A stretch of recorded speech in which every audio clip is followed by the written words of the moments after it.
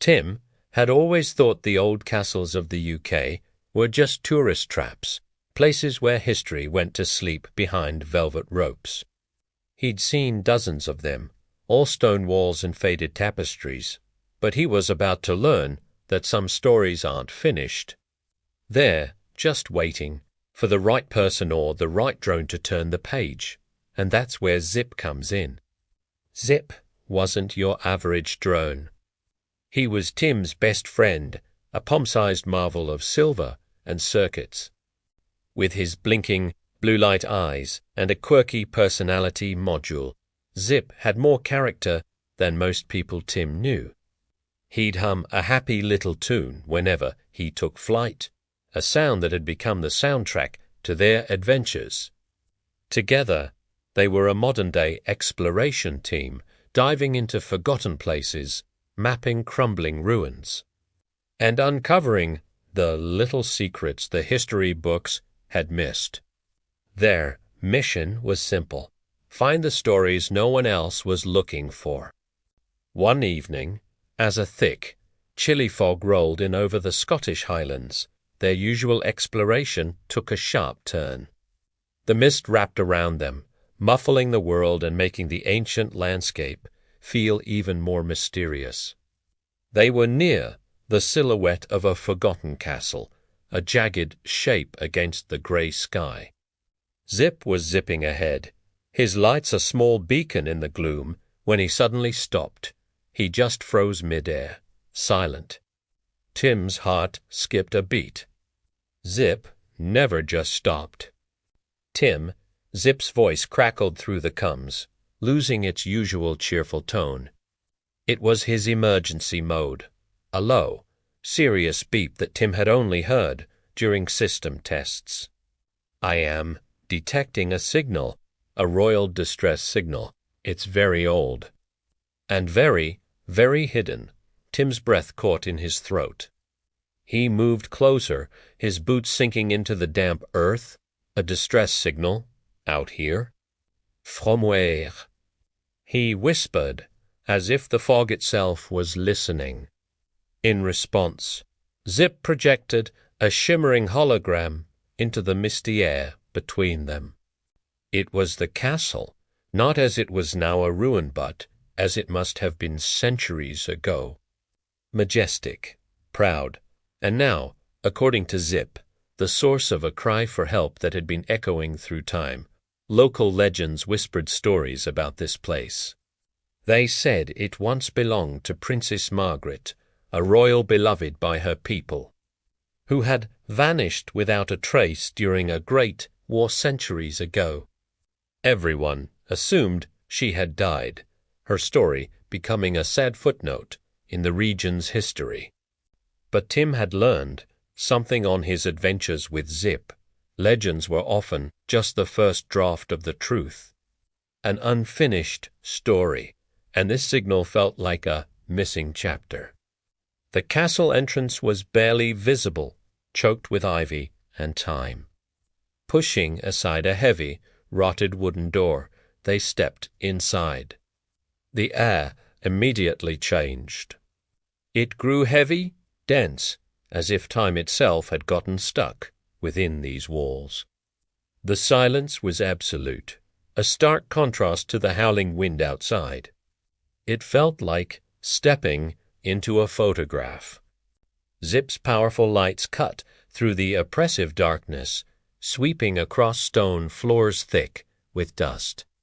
The beams revealed corridors that led deeper and deeper into the castle's heart. They passed sealed doors, not broken or battered, but intentionally shut. Each one was intricately carved with royal emblems, crowns intertwined with roses, the symbol of Princess Margaret's family. It wasn't a ruin, it was a vault. After navigating a maze of halls that seemed to twist in on themselves, they reached the final door. This one was different. It was made of a dark, polished stone that seemed to absorb the light, and it hummed with a strange, faint energy. Zip hovered before it, his senses working overtime. The signal is strongest here, Tim, it's behind this door. There's some kind of ancient locking mechanism. It seems to be powered by a form of energy I can't identify. Tim examined the door. There were no handles, no keyholes. Just a complex pattern of carved lines that looked like a star chart. He traced the pattern with his fingers, then had an idea. He pulled up a historical map of the constellations on his tablet. Zip, what if it's not a lock? What if it's a code? Match the energy frequencies you're detecting to the star pattern. Zip's lights blinked in acknowledgement. A low hum filled the chamber as he focused a beam of energy, modulating its frequency to match the celestial map. For a moment, nothing happened. Then, with a deep groan that echoed through the castle, the stone door began to slide away, revealing a chamber de soft, ethereal glow. And there, in the center room, their Princess Margaret. She wasn't a ghost, not a skeleton draped in rags. She was preserved perfectly, sleeping on a stone dais, looking as if she had only just laid down for a nap. She wasn't exactly alive, but she wasn't dead either. A faint, shimmering barrier of light surrounded her. She was trapped in a magical stasis. "It's an enchantment," Zip said softly, his voice full of something that sounded like a protection spell.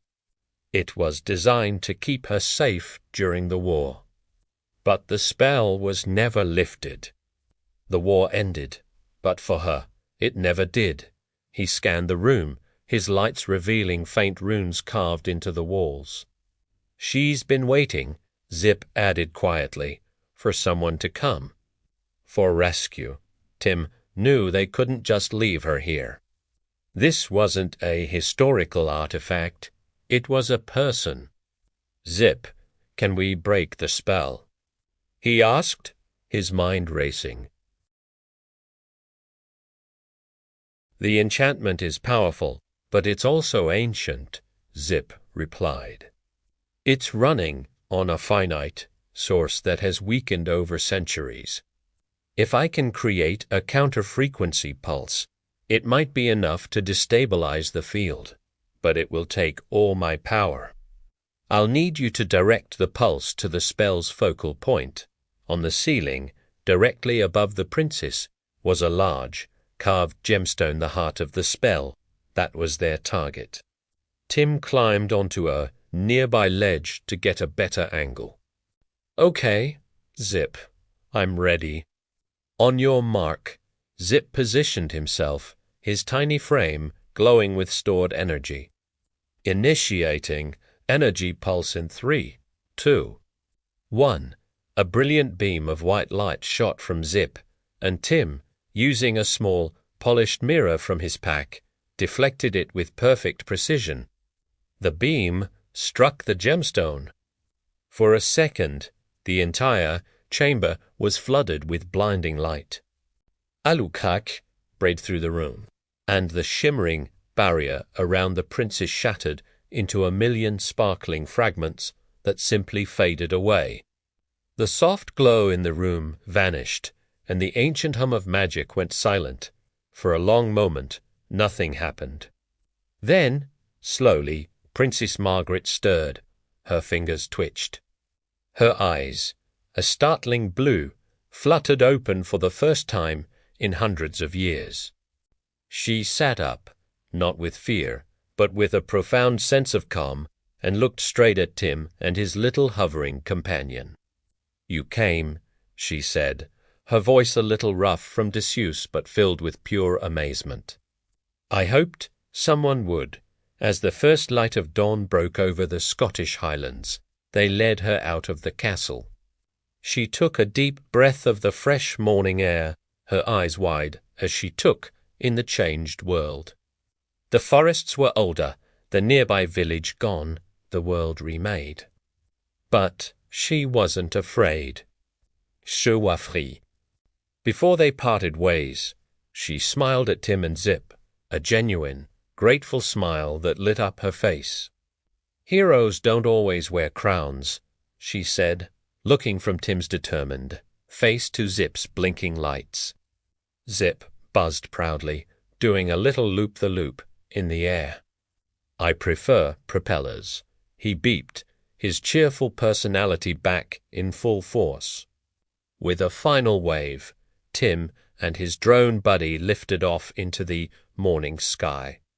History, they had learned, wasn't just something you read about.